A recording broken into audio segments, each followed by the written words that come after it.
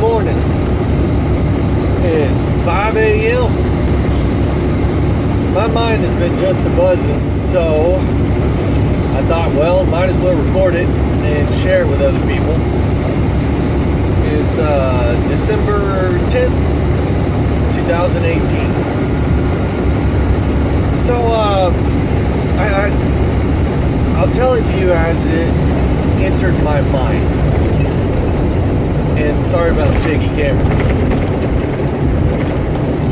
Why are you listening to me? Why are you watching this video right now? Perhaps you might say, well, it showed up on my feed or showed up on my recommended videos. So you just came here, no goal in mind.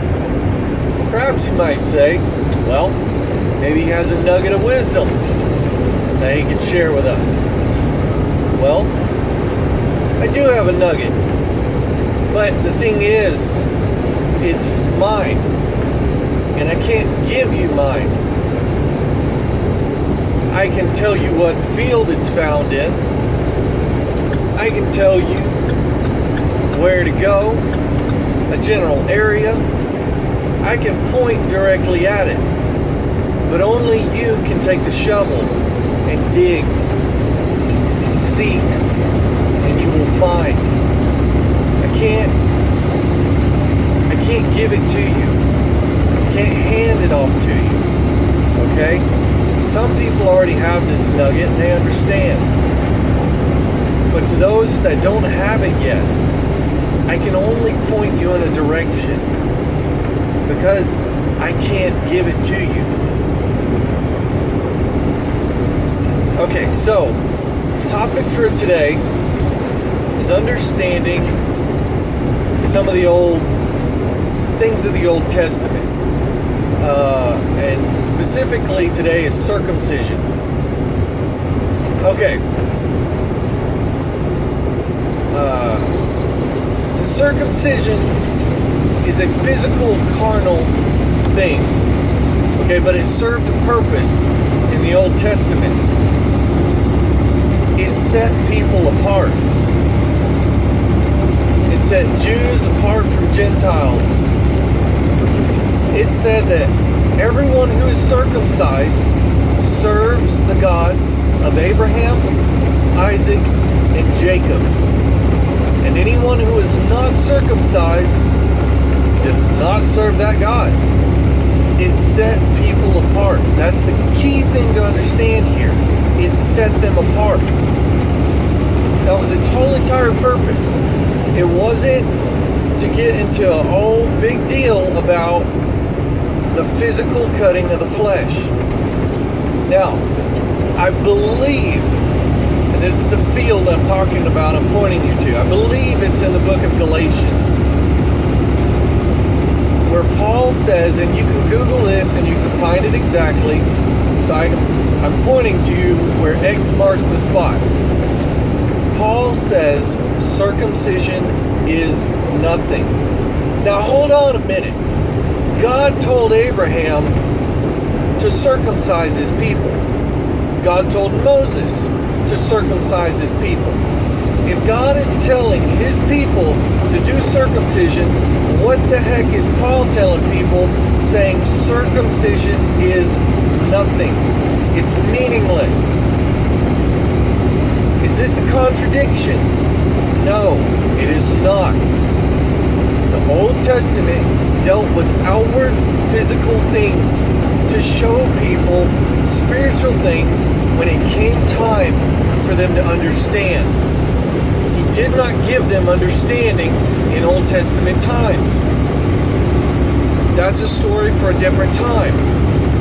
Alright, now that Jesus came and He gave everyone the Holy Spirit, we now have the one who will teach us in all things.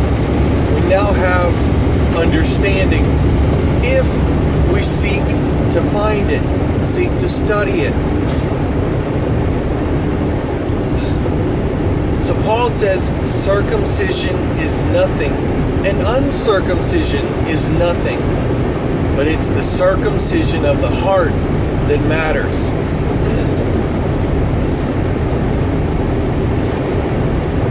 said the key thing to keep in mind with the Old Testament and circumcision was that it set people apart. Now the Holy Spirit, when He is given and a person becomes a new creature, he is set apart. The circumcision of the heart has begun. Now let's look at a few examples.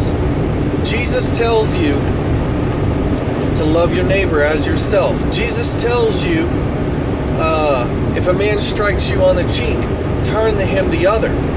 Now, this word, think about it. It enters your ear and you think of it as a command. That's not the way it's meant to be understood. I'll get to that in a second.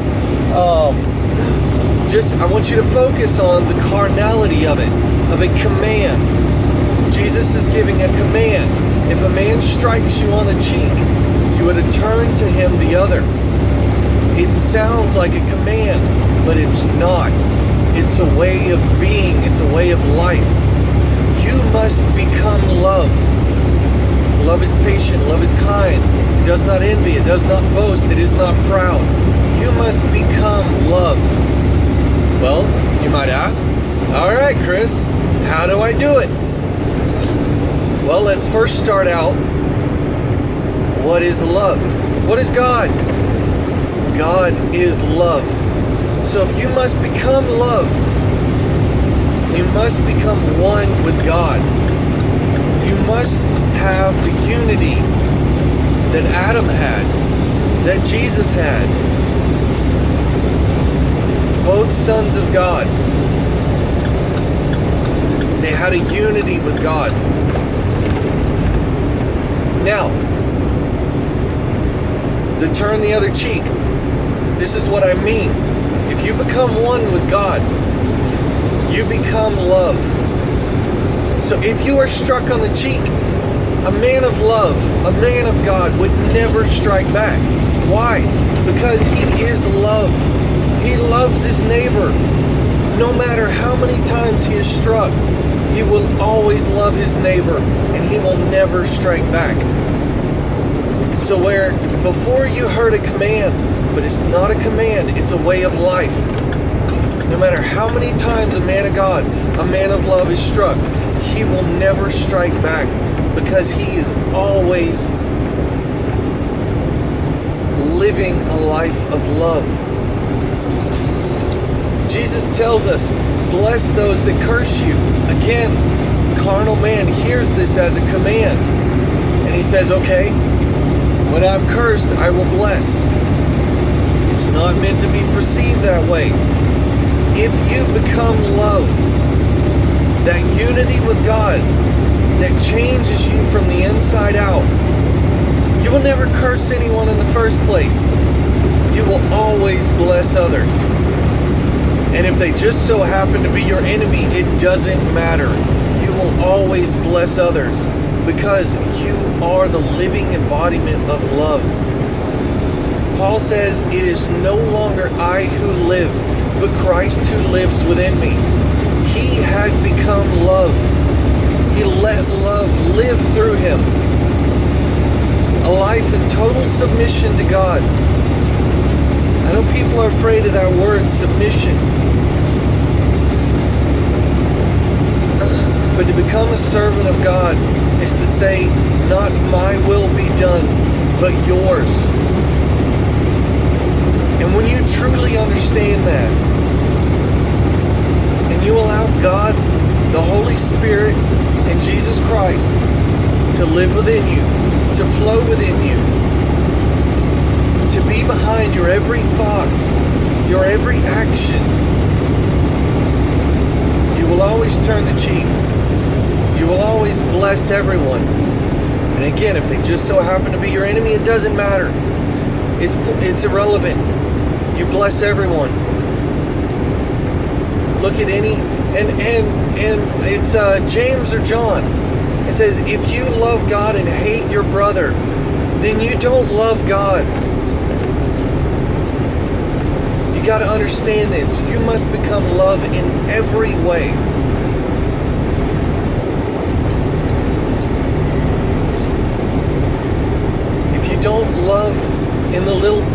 don't love in the great things. If you love God, then you will love your brother. You will love your enemies. You'll love everybody. Because it's not your will being done, it's God's will. Heaven is on earth, living through you. Hallowed be your name. Thy kingdom come, thy will be done on earth as it is in heaven.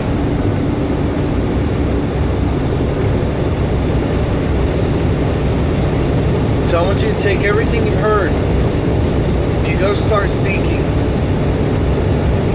Say, Father, show me, teach me. How do I live like Jesus lived? Teach me.